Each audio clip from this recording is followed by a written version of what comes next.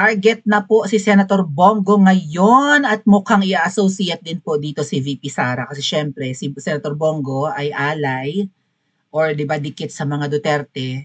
So kung hindi man naabot kay Ngiwe ang investigation sa flood control kasi yun ang sinasabi niya, ginaguaranteed niya hindi aabot sa kanyang opisina dahil wala daw siyang ginagawang masama, no?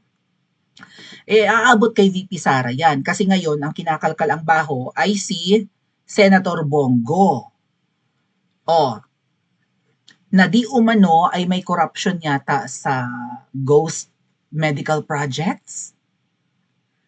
Nagpa-press kung kanina si Senator Bongo para sagutin ito at ito nga ang sinasabi ko mga kababayan, para hindi sila takot sa babaeng ahas, dapat wala silang skeletons in their closet, right?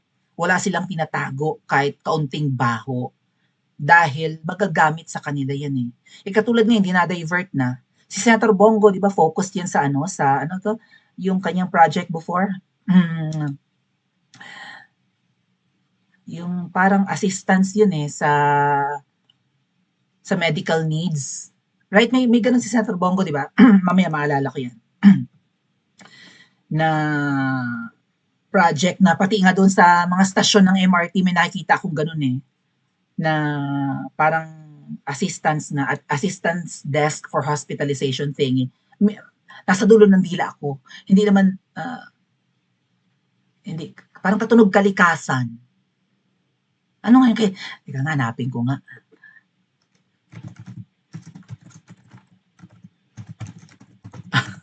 Comment nyo nga sa comment section. Malasakit. Kalikasan. Tunog-tunog kasi di ba, tunog-tunog ng kalikasan. Malasakit Center. Ayun. Plus 5 points sa nag-comment ng Malasakit Center. Di ba? So, nagmamalasakit tayo sa kalusugan ng ating kapwa. Therefore, target ngayon si Senator Bongo ng Ngiwi administration. May mahanap kaya silang anomalya laban kay Senator Bongo kasi ito ang uunahing investigahan ngayon. Okay? Anong sabi din eh? DPWH Secretary Vince Dizon sa umano'y pagprotekta ng mga diskaya kay Senator Bongo. Yung mag-asawa si Curly at saka si Sara Diskaya. Nag-usap na kami ni Ombudsman Remulla. Ayan, no? Siguro biglang nahiya sa si Remulla, no? Kasi ang unang bungad niya nung na-appoint siya as ombudsman ay kakalikutin ko or kakalkalin ko or sisilipin ko yung salin ni Sara Duterte. Si VP Sara ang inuna ay ang ghost projects ng flood control ang pinakamatinding pinag-uusapan. Si VP Sara ang uunahin. Ungas, right? Siguro napahiya ang ginawa niya, Bongo muna. Makakonect naman yan kay Sara Duterte kasi si Bongo ay aligned sa mga Duterte, kaibigan ng mga Duterte, di ba? Kalyado. Nag-usap na kami ni Ombudsman Remulla kagabi about this. We're already working to look at the documents from the previous administration from Keme pa 2016 to 2025. Para kunwari, damay naman yung hanggang ngayon. Pero sisimula natin sa 2016. Hindi nyo ba simulan sa 2010? Walang korupsyon yung administrasyon ni Ngoy Ngoy. Come on. Tell it to the Marines. Right? Okay. So wala tayong sisinuhin dito. Kung gusto niyo ng kredibilidad, just like what we're doing kapag naglalagay tayo ng character reference natin sa ating mga resume and nilalagay din sa curriculum vitae, uunahin mo yung current, right, na credentials mo bago yung mga previews. Kasi mas interesado yung mga company, hiring department, whatever, yung mga nagha-hire, na malaman yung recent mong qualifications and credentials. So, para naman credible kayo,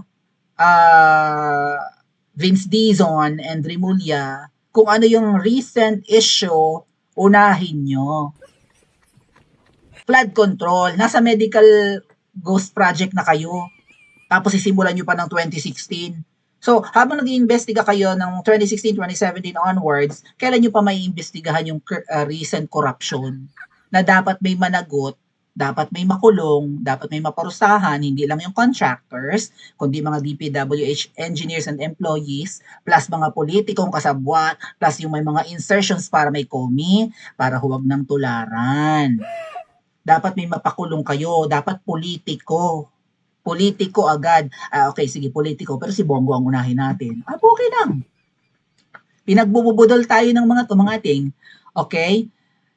Ayan, posibleng ipatawag ng ICI matapos ipag-utos ng Office of the Ombudsman ang pagsasagawa ng investigasyon. Kaugnay ito sa umano'y posibleng koneksyon ng CLTG Builders ng mga Diskaya, kumpanya ng kanyang ama, kay Senator Bongo yung CTLG, sa construction firm naman ng pamilya Diskaya. May CLTG Builders kasi si Senator Bongo. Oh, sabi ni Senator Bongo, wag daw ilihis ang katotohanan. Okay, bulleted na yung mga yung mga sinabi ni Senator Bongo, kaya lang mahaba to eh. Welcome yung investigation, kaisa siya ng mga Pilipino sa krusada laban sa korupsyon. Tumbukin niyo po yung dapat tumbukin, hanapin yung dapat hanapin, yung talagang mga totoong buhaya, yung mastermind talaga, sabi ni Senator Bongo. Hindi raw niya kilala ang mga Diskayas. Ito yung mga yung summary ng press ko ni Senator Bongo kanina. Nung hearing sa Senado, tinanong ko mga Diskaya, meron ba kayong joint venture with the CLTG? Pag-aari ng tatay ni Senator Bongo? Yes. Tapos na ba? Sabi ng Diskaya, yes. Napapakinabangan ba? Tanong ng Senator Bongo. Sagot ng Diskaya, yes. Yun naman pala eh. Kung may pagkukulang pagkakamali, panagutin. Kahit kamag-anak ko, sabi ni Senator Bongo. Kung talaga may pagkukulang mga Diskaya, kasuhan nyo, wala po akong pakialam. So, ano yung sasabi na nagpoprotektahan? Okay? Huwag niyo pong ipahid sa akin ng dumi para kayo ang pumuti. Correct. Sa mga politiko ngayon, parang hindi lang naman po 95% ang may bahid dumis. Baka 1% na nga lang ang matino, right? Siguro kahit humilera ang mga politiko dyan sa harap natin, mga kababayan, tapos magtakip tayo ng mata, magturo-turo tayong ganyan, at sinabing, at pag tumigil yung tugtog point, pagturo mong ganon, sigurado tayo matutumbok natin kurakot. Dahil sa dami nilang nakahilerang kurakot, puro kurakot naman lahat, baka iisa lang ang matino out of 10 or maybe out of 100, right? 1%. So, 100 politiko nakahilera, pag gumanon-ganon ka, matutumbok mo, kurakot pa rin, pagtigil mo ng turo ng ganyan. Isa po ating layunin, managot ang dapat managot, public servant noon, government employee, nung naging mayor si dating Pangulong Duterte, isa lang pinakausap ko noon. Pag pumasok yung kamag-anak ko sa government transactions sa City Hall, I will resign. So kapag sumali sa sa mga, dahil daw sa delikadesa, hindi ko kontrolado ang negosyo ng sino mang kamag-anak ko, nakialam ba ako, binigyan ko ba ng pabor ang aking kamag-anak? Hindi. Hindi ako naipag-usap para sa kahit anong government contracts. Kung may pagkakamali, pagkukulang kamag-anak ko, ako na mismo ang magpapakaso at magpapakulong sa kanila. So, walang kamag-anak, walang kaibigan. May ganong-ganap noong araw.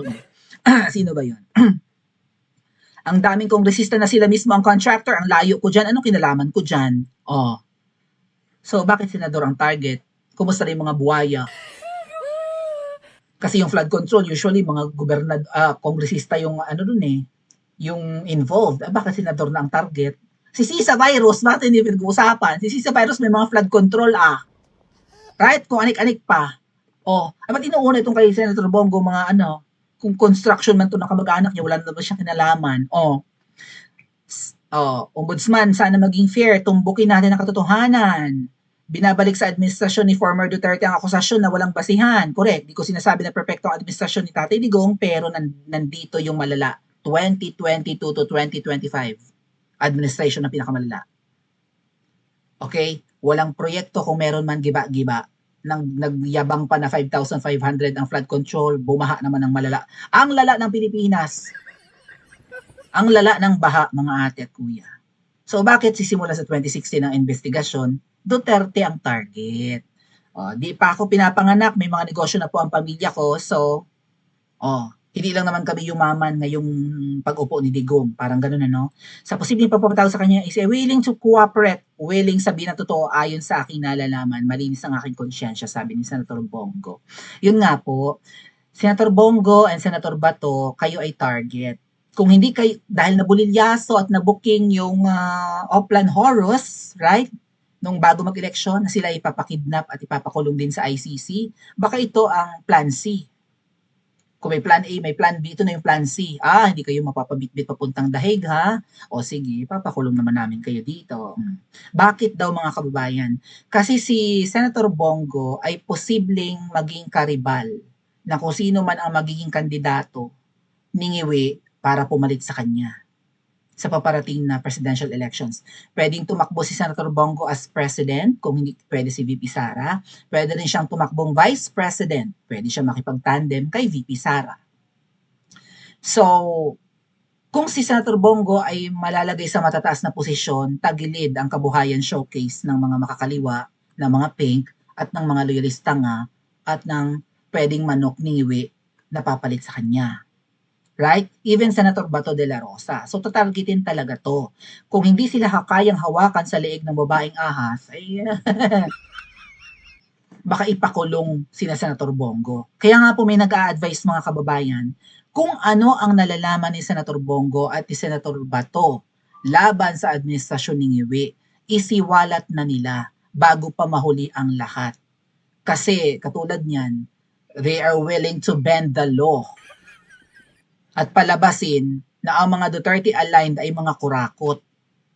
Pero itong mga senador na pink at mga hawak sa leeg ng babaeng ahas, pati yung mga buhaya sa lower house, ay wala daw parurusahan at ititigil ng investigation sa flood control. Kung mag-iimbestiga man, si Senator Bongo ang uunahin, hindi si Zaldico at si Tamba ginawa pang witness.